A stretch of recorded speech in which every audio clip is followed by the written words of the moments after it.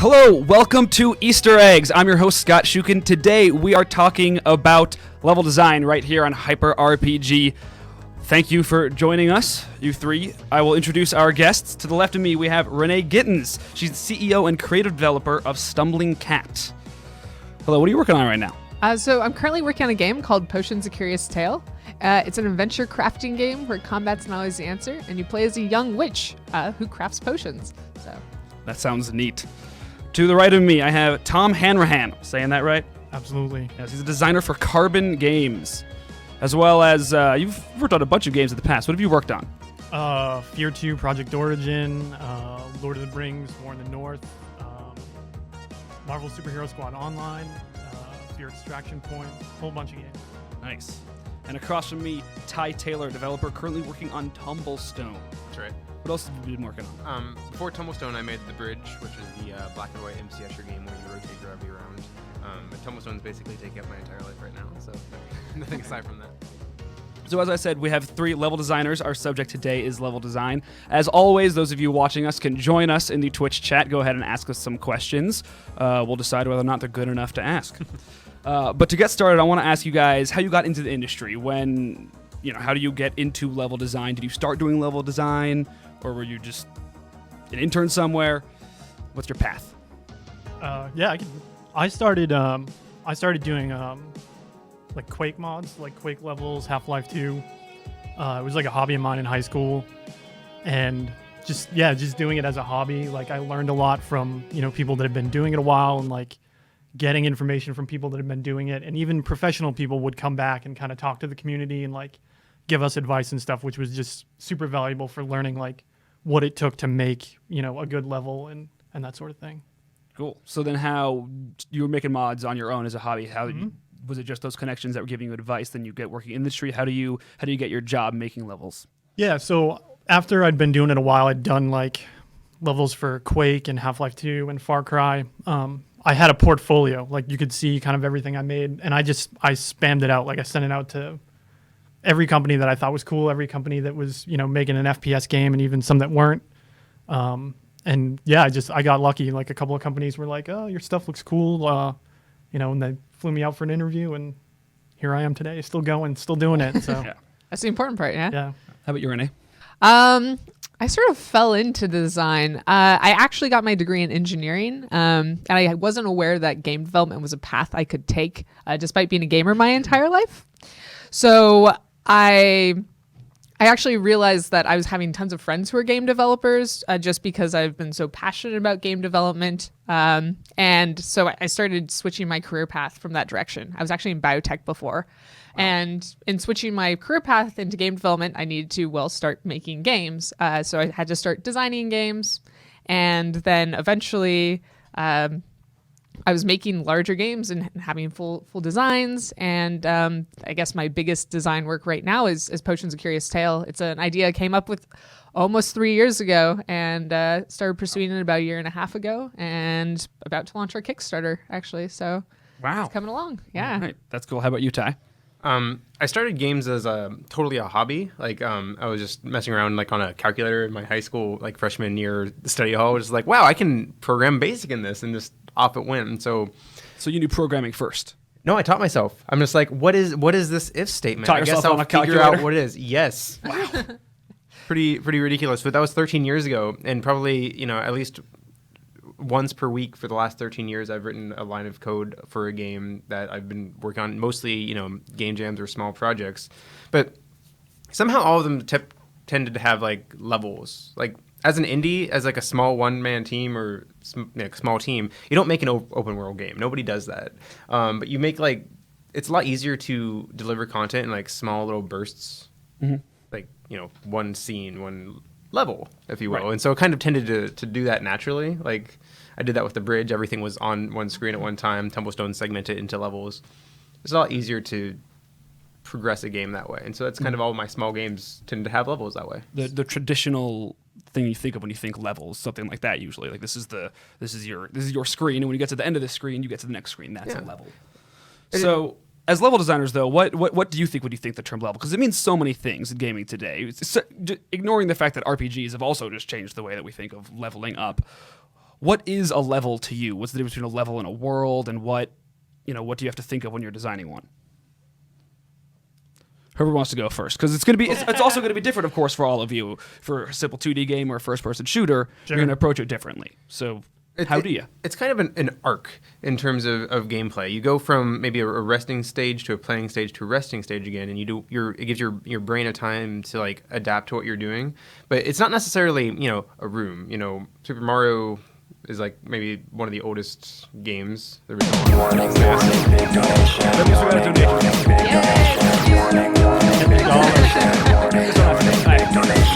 Just watch you dance. But I want to dance, so it's okay. So go on. But I mean, just because you guys each level... seem cool, and I want to see if Zach prepared you properly.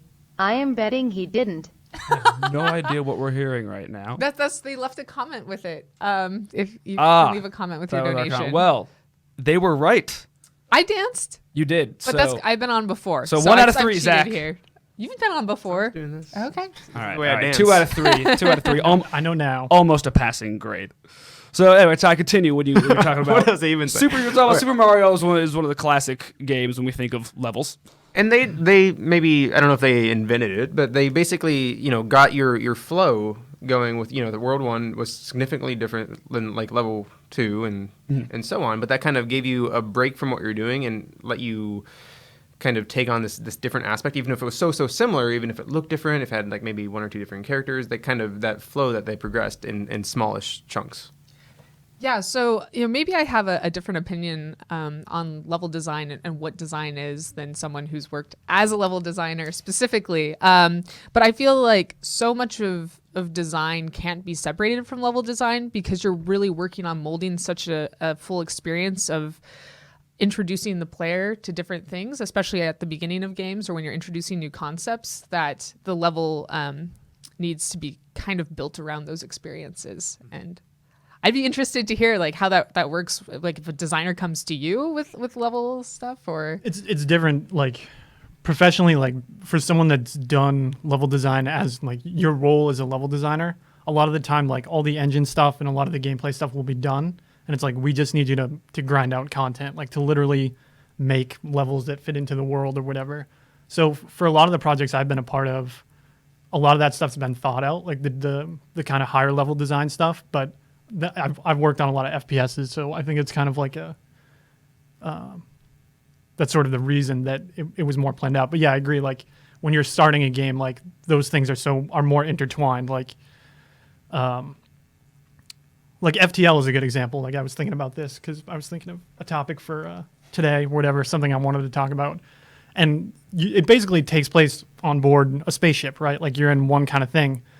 And you wouldn't necessarily think of the ship as a level, but the way that it's laid out is like it's so important to like what you're doing in the game and like if you feel competent or not. Because even when you get used to like kind of the main ship that you have, when you change it to like you can get different ships and they have different layouts, it totally messes you up, and you don't think of it as something like, oh, this is a different level. Like it's just a ship, but clearly like so much planning went into like, how long is it going to take for me to put out a fire in this room? Or like, how long is it going to take for me to open the airlock in this room or whatever? So it's very intertwined, like when you're planning it. And I think it's hard to separate for most genres. Now, does that always translate? Because of course in FTL, every room has a function. Like you said, how long does it take to get rid of the fire in this room? And so you can almost mathematically figure out like this won't work, this will work. But when we're working on something like an FPS, right, where the different elements are like where is their cover and where is their weapons, how do you approach it differently? It's the same approach. Like you said, there is a little bit of math to it. Like I've worked on levels where you measure out your steps. Like how long is it going to take me to get through this firefight or like get to cover or whatever. It's the same thing. Like it's definitely not like a free form thing. Like there's absolutely planning that goes into it.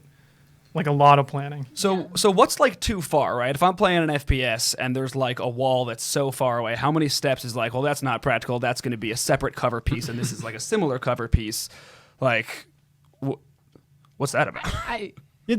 Go ahead. Yeah, I was going to say, I don't think you can have an answer of that. It depends on what sort of experience you're trying to give the player at the time. Depends on what abilities they have. Depends on the enemies they're fighting. I mean, all of those things I think have to be taken into account when you're looking into something like that. There's no sort of like rule of thumb, okay, 100-meter wall is too far, because maybe you want the player to feel really exposed there. And maybe like that's the point of the level is giving them that feeling.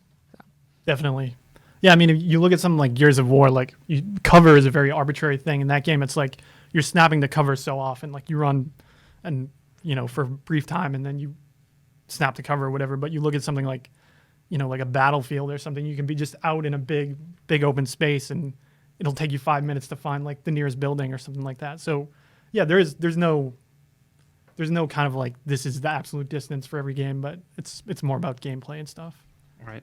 I want to ask about you guys now. How did you get into gaming? Not as necessarily working in it, but like everybody's got their own geeky origin story. What made you fall in love with this thing that was important enough for you to spend your life on it?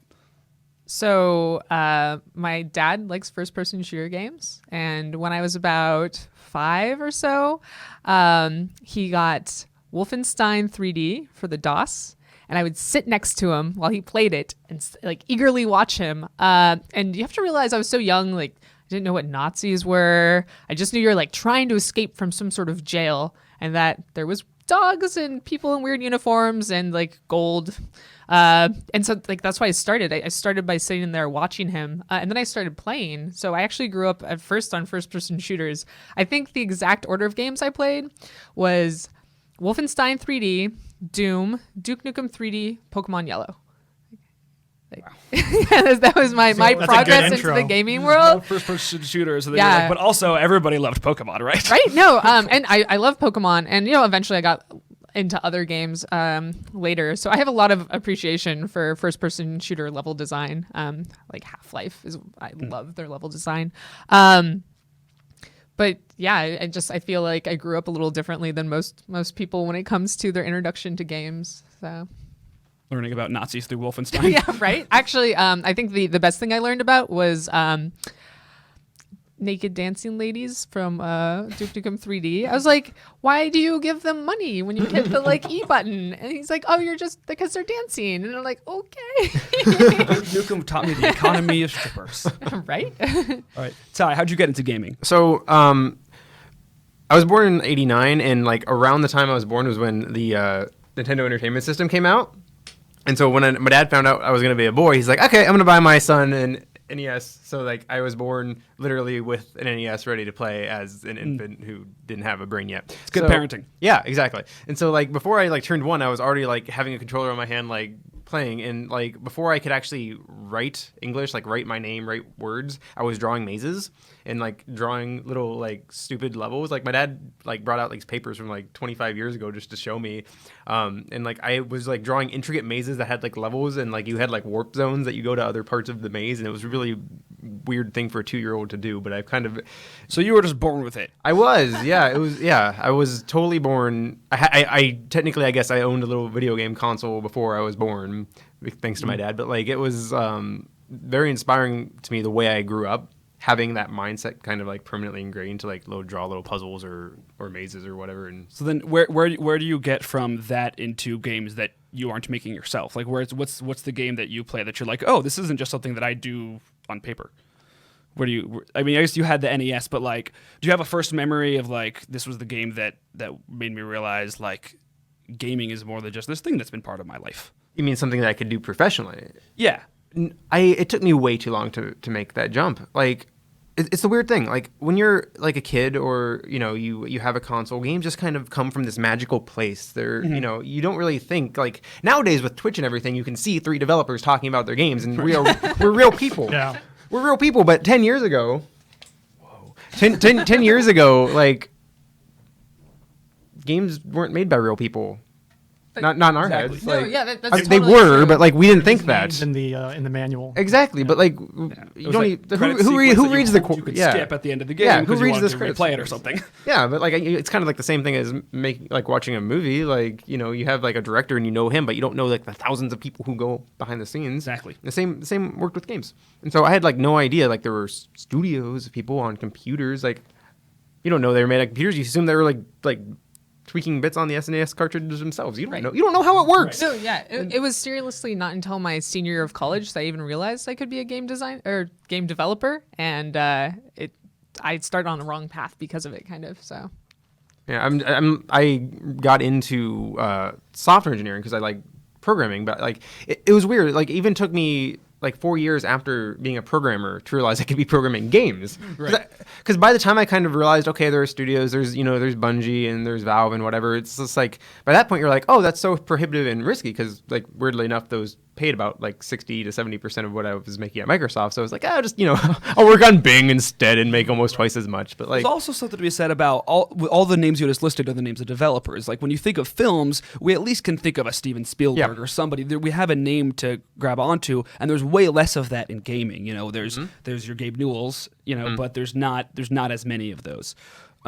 So then what was it that made you, so really it was just being in the programming industry that made you realize, oh wait, this is a job? I never thought of games as a job until probably 7, 8 years after making games. I thought it was just a hobby. Wow. Like, I didn't realize until Braid came out that a team of 1 or 2 people could actually make money off of a game. I figured a game of this scale, like a game that I'm just making by myself, it's fun. It's a toy. Like, I'm making a little toy that, like, who's gonna buy this? Like, who's gonna want to play this other than my family and friends? Like, I put it on the internet and no one will get it. I'll give it to some friends. Maybe they'll play it to humor me.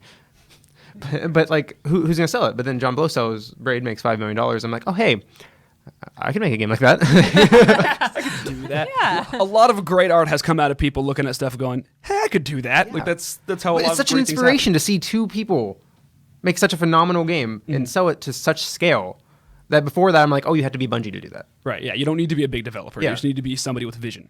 Yeah. Yeah. What about you, Tom? How do you fall in love with gaming, and then how do you realize that it's more than just games? Yeah, I'm of the same thing, that it pretty much existed like from my first conscious memories. I remember like having an Atari or a Nintendo around. Like, I have a very vivid memory of being sick as a kid, probably like 4 or 5 years old, just laying in bed, and my older brother had a Nintendo, and like just watching him play Metroid, like that made me feel better while I was like, I had the flu when I was like 4 years old, and just, I don't know, I have a lot of like peripheral memories that are related to gaming, and so it's just always been a part of my life. It's never not been a part of my life. Like, I've met people in the industry, like there was a guy I worked with like a couple of studios back.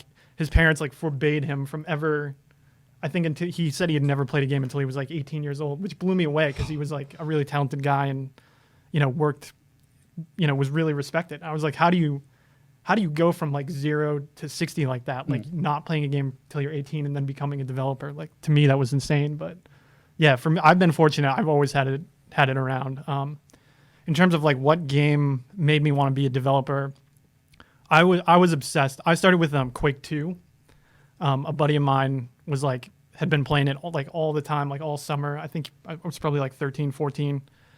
And he was like, you got to get a copy so we can play, man. Like, and I hadn't been big into shooters. Like, I'd always played console games, like, Sonic and Mario and all that stuff.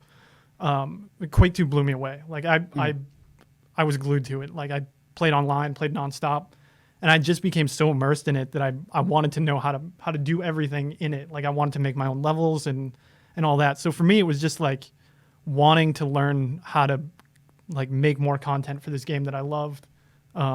Sort of put me on the path to being a developer. Like, for me, it's a very clear like path. Cool. And then Renee, I want to ask, you mentioned though that in college something happened that made you realize it. What made you realize this could be a job? What, does somebody come into one of your classes and is like, I make games, and you're like, you're real? Is it like that? What happened? So truthfully, it happened in an interesting way. I've actually been a gigantic fan of video games for a long time, and I do a lot of things to express that. I've been to 4 or 5 BlizzCons now. I've cosplayed at almost all of them. So I've made a lot of costumes. I made a lot of art.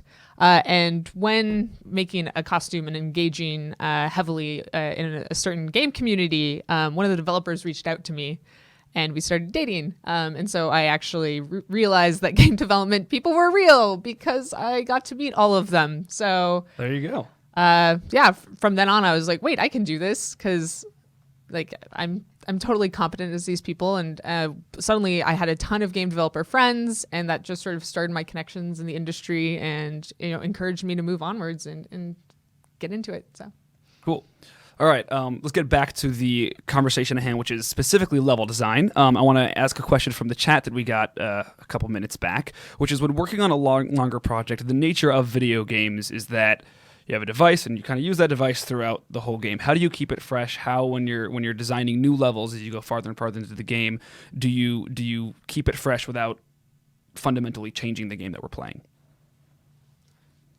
I did that, I think, a lot with the bridge. Yeah, I'm really excited to see about the bridge because I loved that game. That was one of those games where I was like, this shows to me why 2D is underutilized these days. So how do you keep? But in the first level, I was like, this is so cool. I'm spinning this thing. Yeah. How do you keep that exciting for the 10th level?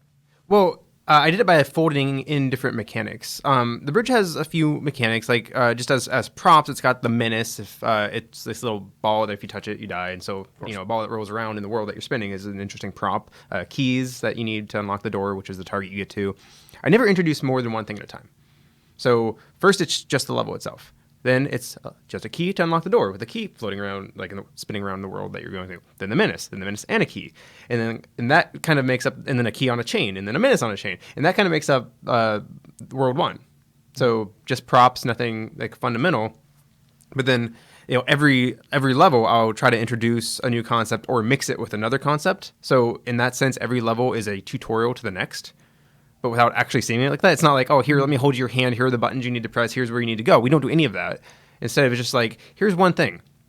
That's the only thing in the level. So obviously it's important, like a giant spinning vortex or like this, gravity inverter. So it's essentially just introducing enough elements that you have enough combinations so that you're not going to run out. Exactly. And I think Ty mentioned something here that I really appreciate about really good level design and design in general. And that's if you're a good designer, that you shouldn't need a tutorial to be included. I mean, sometimes you might have to tell a player a certain control, but for the most part, you should set things up in a way that they can figure out. And it's great to give the players that aha moment. So now, how does that, obviously in a World 1-1, World 1-2 sort of game like the traditional Mario, that works because there's a new element in each new level. In a game that's less sequential like that, how do you keep that going? How do you keep that like this is a tutorial level that doesn't ever make you know it's a tutorial? Like what are the tips and tricks that you use to make people think that they already knew how to do that? I'm really big on convincing a player they should do one thing by just knowing how players normally interact with games and then punishing them for it. Like what? No, really. So in my game, like I said, combat's not always the answer. And so the first non-aggressive creature you meet looks terrifying, and it looks like it could have a lot of loot on it. And if you attack it, it will whoop you. It is very punishing, and there's almost no way to beat it. And that's to encourage players to interact with it in a different way. And you sort of get dropped a hint of a different way to interact with it, but it's kind of a not super direct, like press this button to do that. And so then the player has to figure it out. And if they do, they get a bunch of loot and they get rewarded.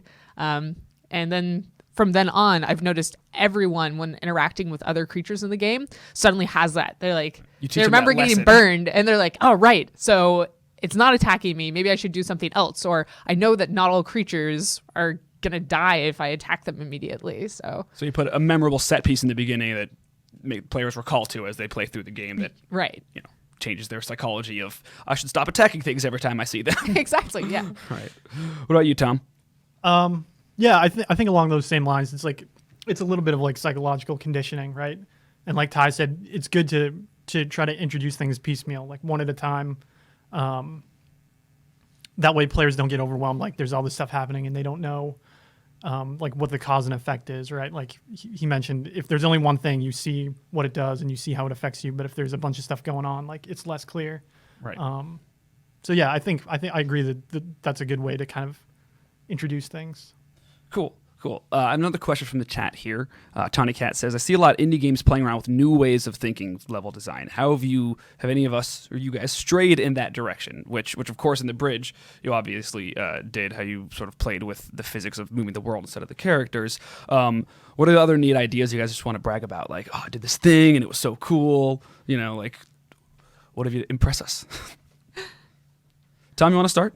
Sure. You keep waiting behind these guys. You're too polite. I guess I can't. I've never worked on an indie game. Like I've never had my own game. Trying to think of a good example of like something I've done more experimental. It's interesting. Like when you come on a game, on a project, like the people have been with it for a while, maybe like a year, sometimes a couple of years, and they're used to working in a certain way. So sometimes my approach for level design, not so much in like in a completely new way of thinking, but maybe just approaching it or like putting things together in a different way than they've been doing it at the studio. Like someone will walk by and think like I'll use, a set of props or something in a different way, like combine them to make like, a little village or a town or something, or like some set piece. And they'll be like, oh, I never thought to use those pieces in that way. So there's always that aspect of like when you're on a game,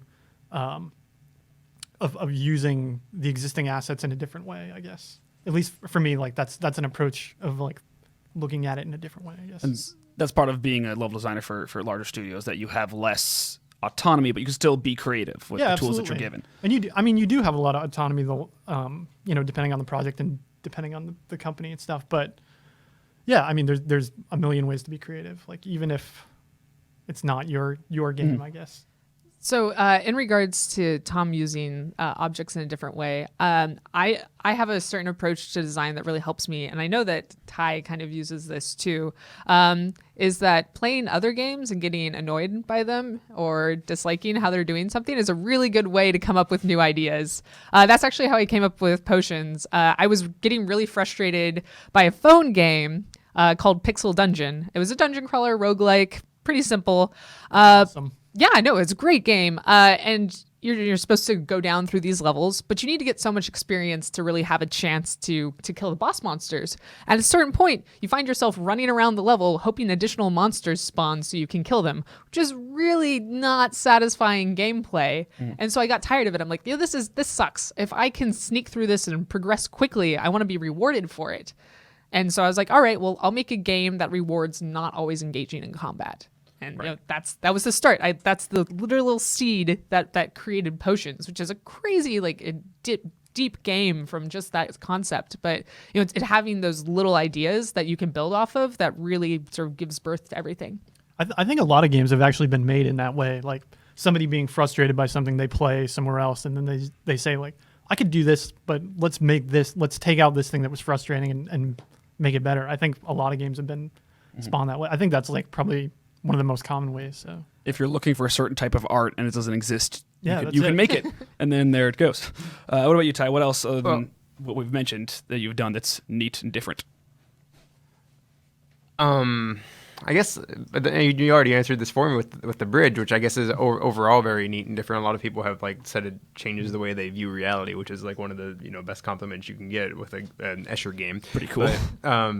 But, it's a lot more subtle, but I think I'm doing that with Tumblestone as well, just because not the reality altering part, although maybe, but just in the fact that it's a genre like most of your audience maybe saw yesterday on the stream that is so stereotyped. It is probably the most stereotyped genre. Match 3. It's like it's a bad word in the gaming community. For our viewers that were watching yesterday, tell us a little bit about Tumblestone and what type of game it is. So, it is only technically a match 3 game. It is we're calling it the first action puzzle game of the last 20 years because it is like those SNES Tetris Attack or Dr. Mario kind of hardcore competitive games, but the games that you start screaming at your friends with, or like getting Zach kind of almost starting crying, but like but you have that kind of visceral reaction to it, but like at the same time, it's completely new. Like you'll play it and you'll look at it and you'll be like, yeah, I've played this before. Yeah, I've seen this before. But the gameplay just in an almost indescribably subtle sense hasn't been done before. Just in the way in the part of your brain that's thinking about it is the same part that plays Tetris. It's the same part that plays like Dr. Mario, and yet you're it's a completely different mechanic. It's interesting how it accidentally happened. In regards to the mechanics, I think even though it's a completely different mechanic, the game itself, I found that the additional mechanics that you add to the game are that way because I've played a bunch of Tumblestone, and as you're going through sort of the story mode and getting introduced to new mechanics, you start getting like kind of cocky. You're like, I totally got this figured out, and then like suddenly you sort of get a curveball of a new mechanic and you have to think about solving the puzzle completely differently. And I know the one that you like mentioning, this sucks. I know everyone too well. I can answer all their questions for them. Is that, so you have to match 3 blocks in a row, but one of the levels is you can't match 3 blocks of the same type twice in a row. So you can't go blue, blue, blue, blue, blue, blue. You have to go blue, blue, blue, red, red, red. And that really messes with your head after you've played like over 100 puzzles where you don't have to think about that at all. You're trained to not even like care about that at that point. But then it's like, oh, by the way, now you can't do this. You're like, wait, now my brain has been solidified and you're doing this to me. It's hard to fight muscle memory in a game, like when you're so used to doing something. Mm-hmm. Yeah, whenever like when the final boss changes the device on you, you're like, but I got so good at the thing. Right. Now I'm bad at this game all of a sudden. That's the point. And with Tumblestone's story, I did the exact same design method that I did with the bridge, in that I fold things in. I have this concept where you can't make the same triplet twice. But I wait until later. I give you the base, and then I fold in like the shot blocker pieces, which will go away when everything at this level is cleared. But like those are props that I kind of gradually fold in. I never introduce any 2 things at the same time. In fact, with Tumblestone, I leave a lot more space since it's got a lot more depth than the bridge. But like by folding these in and training your brain that way, then all of a sudden like I can make this entire world based around this brand new mechanic, and it changes everything. It allows everything to be mixed together too, which is a way to kind of quadratically build out content and make a huge game out of it. Cool. I'm going to ask another question from the chat, which is there anything that you've worked on, a great level idea you've had that you weren't fully able to pull off, but you still are, it's like, it's that thing that I want to do someday?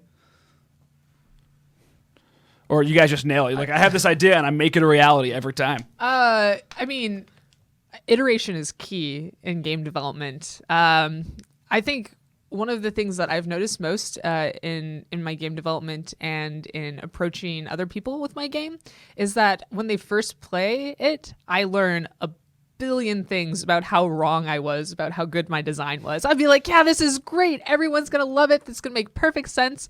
And then you watch, 20 people play it. You're like, oh my gosh, I need to change everything. I'm terrible at this. But then you fix that and then you feel better and then more people get it. And then you fix that and you feel better and more people get it.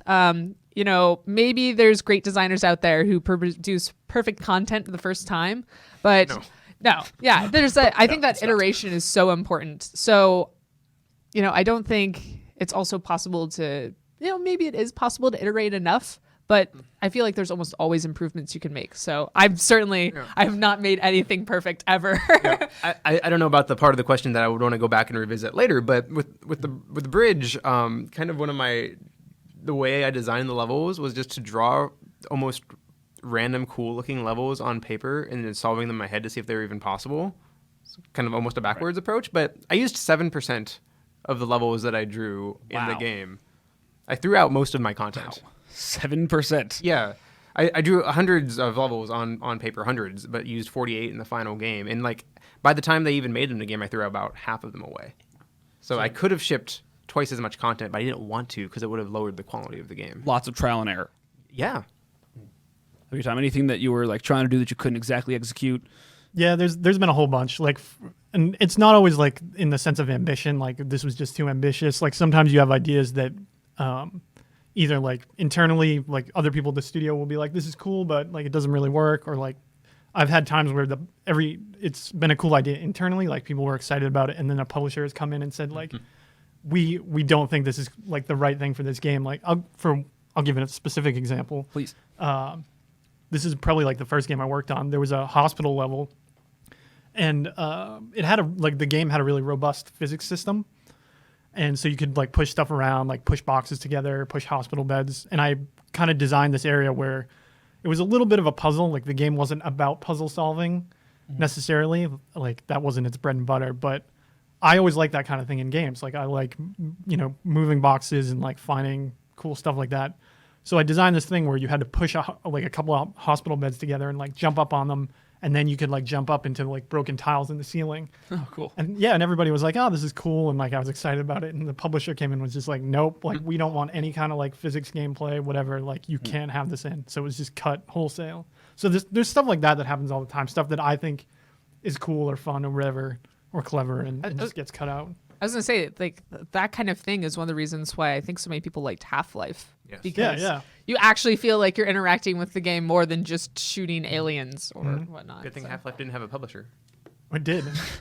Other than Valve? Sierra. Oh, Yeah. Yeah. never mind. But yeah, there's also something to be said about like in Half-Life. That's not Half-Life's bread and butter either. It's Right. not a puzzle game, and because of that, you feel like you're smarter than the game. You know, like when a puzzle game gives you the puzzle, you're like, all right, game, we're doing this together. And even though obviously the level designers knew what you were going to do, you were like, yeah, I figured that out. Got it. Yeah. That actually leads to a good. Or do you have more to elaborate on there? No, can I steal your job for a second? Go ahead. Tom, so I know that you've recently switched to working on AirMech Yep. and AirMech commands. You're doing VR level design. Is that different? Do you find that a VR level design is different from non-VR? It's only different in the sense that you can't design with the headset on. I mean, maybe eventually like that will happen. I mean, there's already like tools and stuff. Like you've seen the Epic demo and like there's like painting tools and stuff that they have now. But I mean, the process now for me is like you develop it on a PC and then you have to kind of put the headset on and go in and test it. So that's the biggest kind of hurdle, I guess. Like just making sure that it looks good in VR. It looks right from like what I've done on PC. But that's something I've done before. Like I've worked on the Vita. I've worked on consoles, obviously. So you're always working on a PC and then testing how it runs on whatever console.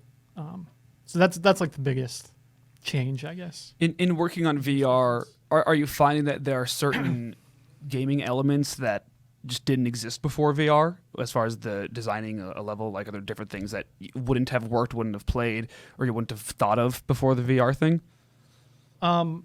Not specific to the project that I'm on, I don't think, but the potential is there, right? Like I think the game that I'm working on right now is still a very kind of traditional game in the sense that it's like the mechanics aren't necessarily anything that are new, right? Like it's something that people will feel comfortable with and that they know are familiar with. But yeah, that's the exciting thing about VR, that the potential is there for kind of new mechanics or new ways of like exploring a game world or new ways of approaching level design, I guess. It's our next step in gaming. Yeah. Back to what you mentioned about sort of climbing up and above things and putting little secrets in there. As we're on a show called Easter Eggs, we got another question in the chat from Bamba. When designing a level, Easter eggs are of course a big part of gaming. How do you incorporate that into it? Do you know what Easter eggs you're going to incorporate for each level? And how do you make it subtle but not hidden, but not obvious? How do you balance all that? Yeah, it's different for every game, and like sometimes I think the most fun Easter eggs are the ones that, like, sometimes a lot of in-jokes will happen on development teams. Like there was one when I was working at Monolith, and it got super carried away. A buddy of mine actually started it. It was this thing called Snake Fist. And it was just like this kind of dumb thing that got thrown around the office or whatever, but it ended up being like it became part of Fear 2. Like there was like Snake Fist like was a movie in the game, and like if you play the game, like there's a poster for the movie Snake Fist. So it's fun when it happens organically like that. Like when people are just kind of goofing around and having a good time, and then you get to like work little Easter eggs like that into the game. I think that's the most fun way that it happens. Like to try and intentionally plan it and be like, I think if you force it, it's less fun. Like it's less fun to have those kind of things. But there is a lot of planning that goes into it. Like you'll say like, as a designer, like I'm going to make this secret little extra room, even though I don't have to, because I want to reward people that explore. So. Mm-hmm. Yeah, Easter eggs are very interesting. So I love Easter eggs. I love humorous Easter eggs. Easter eggs in general are just like kind of my bread and butter of appreciation. So my game requires a lot of crafting. And so you have to go find different ingredients and figure out how you need to put them together. And so it has hint text telling you what the item's for. And then I have flavor text. And I love throwing Easter eggs in the flavor text. I really like World of Warcraft's quest Easter eggs. Like they have, pop culture references in the quest titles and in what's happening in the quests. So I try to incorporate that into all of the text that's in my game. There's a lot of text in my game, and I enjoy sort of having a laugh with my players, like with the people playing my game, even if they haven't played it yet. Like I sort of chuckle about giving them future little hints and perks and things like that. So I spend a lot of time researching things. Like I said, I use ingredients in my game. So I will look up, ivy and see what's interesting about ivy, the plant, and its history and its past uses. And I will try to include that. And then my game actually also includes folklore and fairy tales from around the world. So, like there's kind of Easter eggs there. Like I throw in Easter eggs. So I take like less common things from those lores and legends and I put them in. So if someone finds that, who appreciates that culture and those tales, that's like a little Easter egg just for them. And, maybe they get to share that with their friends. So Botanists who work on ivy, you're just going to love your game. What about you, Ty? What Easter eggs in your game? Are they as common in your game? I don't know about as common, but they're definitely there in Tumblestone. Like alongside what Renee was saying, I think it really allows developers to have their personality shine in. Like I went from like working on like a super mega multi-billion-dollar company, Microsoft, where I was not allowed to do anything remotely close to an Easter egg, no matter how. I'm like, I could just change. It would take me 5 seconds to change this one little thing, and it would be adorable and cute, and I would get fired.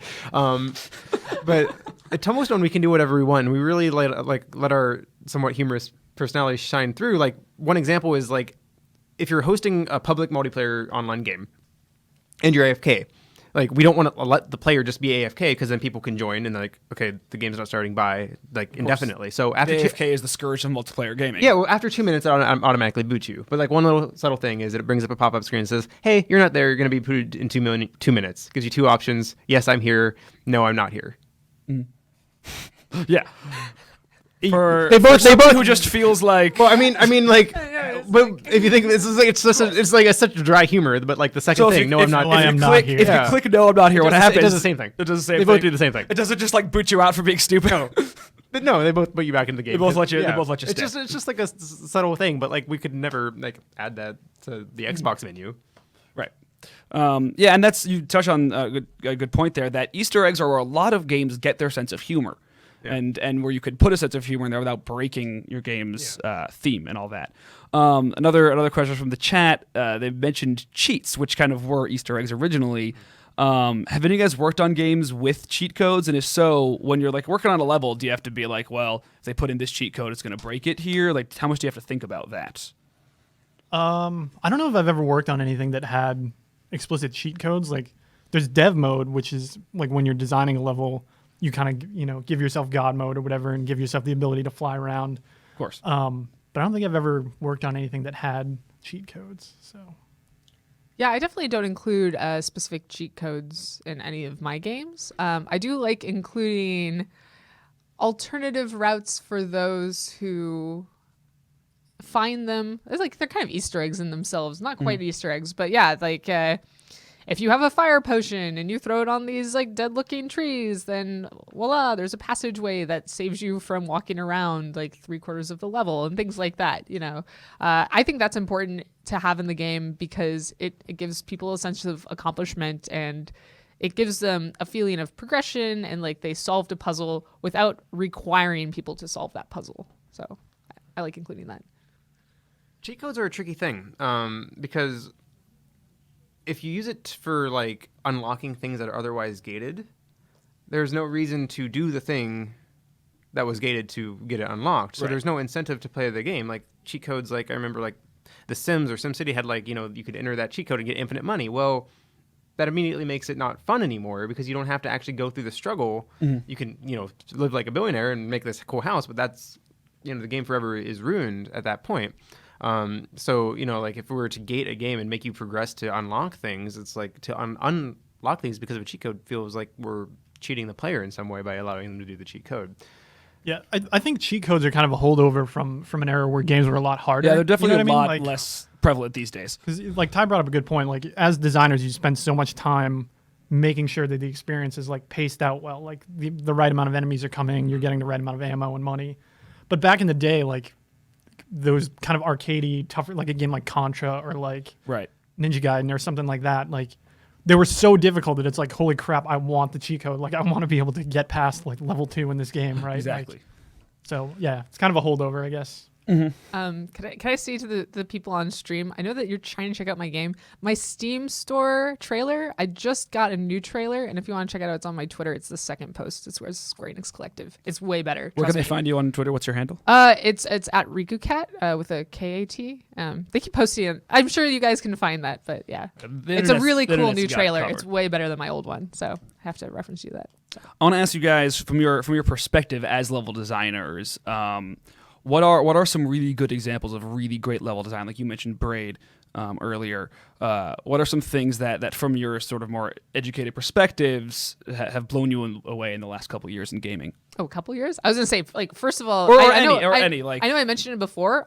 Growing up as a first-person shooter player, Half-Life completely blew me away because, you know, suddenly there's obstacles that you're encountering that are non-enemy based, and like suddenly there's electrified water that you can't step in, or doors that are blocked, and that made the experience so much more immersive for me.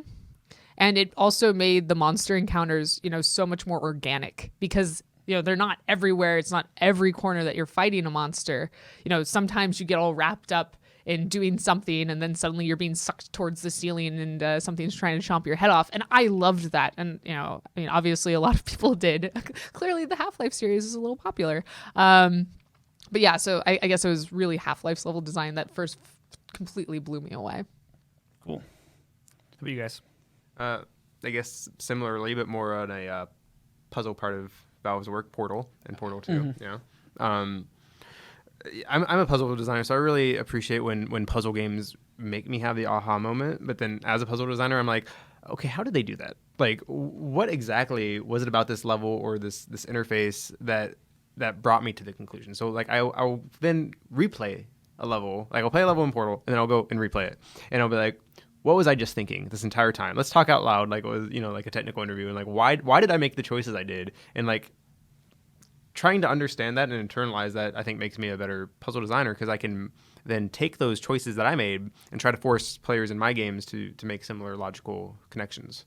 Can you use an example from like a puzzle from Portal that made you learn something? Everybody's played Portal, right?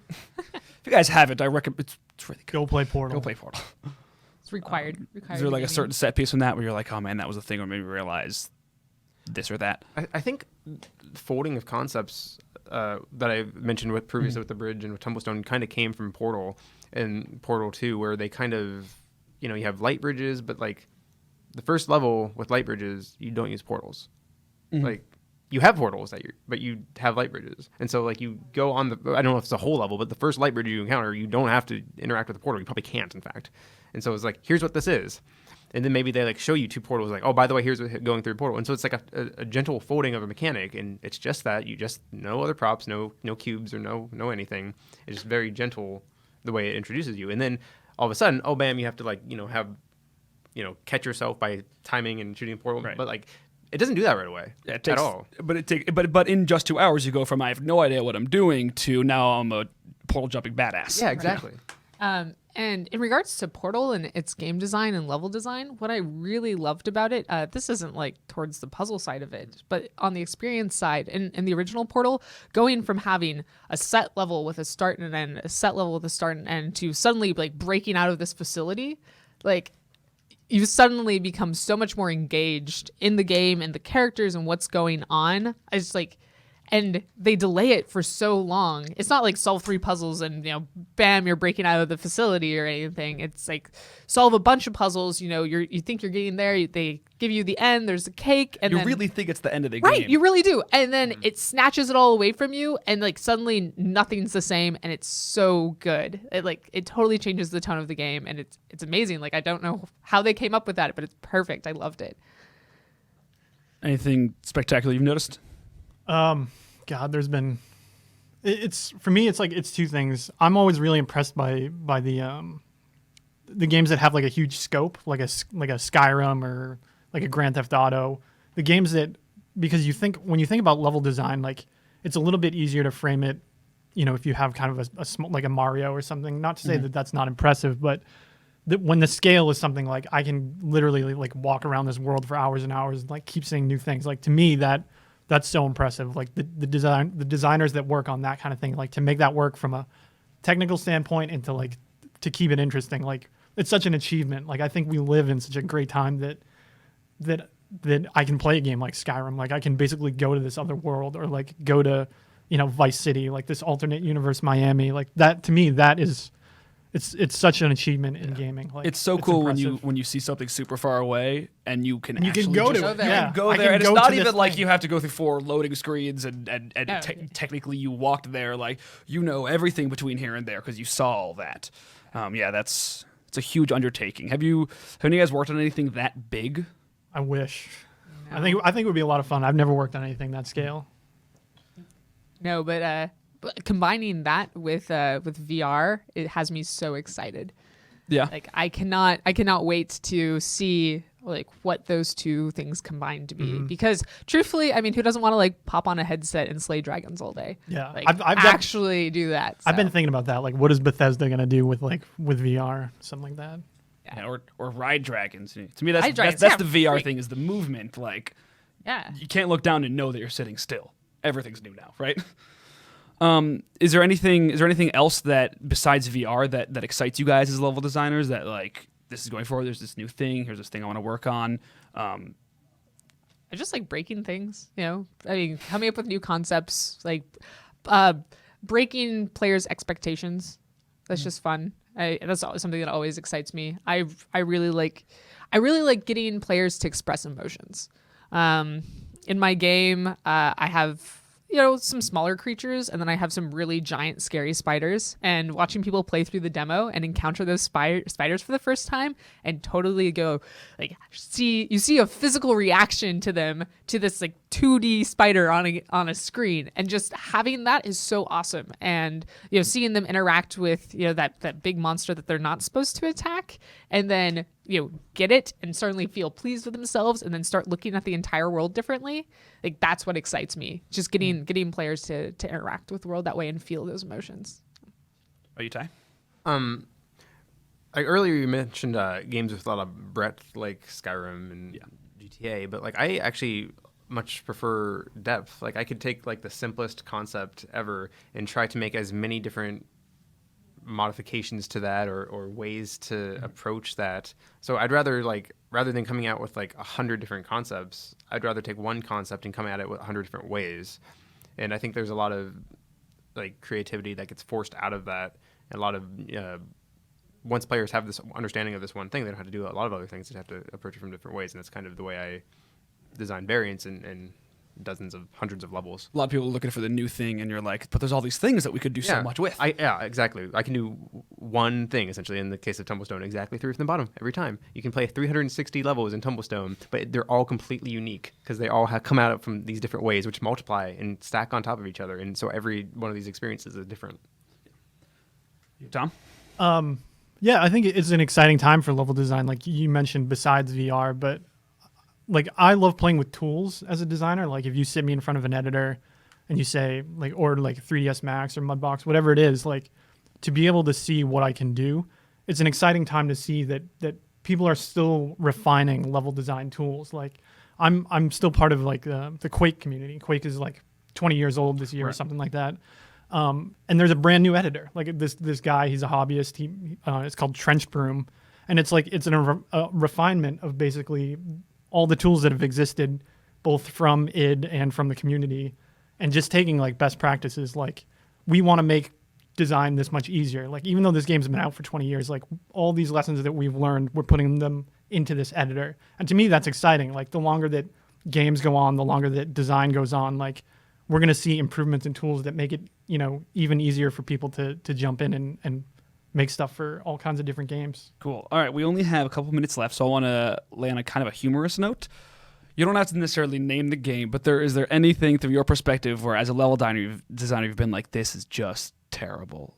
This is just, I can't believe this is unforgivable kind of thing. Are there any horror stories where other people have loved a game and you're like, you guys don't even know how bad this is?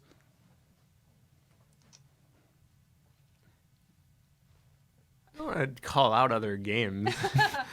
I can't specifically say it for level design, but I play a lot of VR games, and one of the rules of thumbs of VR is you leave the player in control of the camera. And one of the games I played would ragdoll your body, including the camera, when you died. It was like a vomit machine. Oh, no. So I'm not going to call out which game it was, but that was awful. That was terrible. Yikes. So- All right. Yeah, I can't think of anything off the top of my head. There's been some bad stuff, but yeah. And nothing so brutal that you almost threw up. Nothing that made me like throw the controller out the window or whatever, All right. Well, that's all the time we have. Before we go, I want to give each of you guys one more opportunity to plug the projects you're working on. Air Mech Command. Go play Air Mech. Air Mech Command. Potions of Curious Tale. I'm probably coming to Kickstarter April 8th, so you should totally follow me on Twitter, and I would love your support, like tons. Trailer just came out today. Yeah. And Ty, what's you? I'm working on Tumblestone. You can find more information at tumblestonegame.com. All right. Thank you guys all for joining us. As always, I'm your host, Scott Shuken. This has been Easter Eggs right here on Hyper RPG. Stick around. Rabbit Stew is up next. Thanks.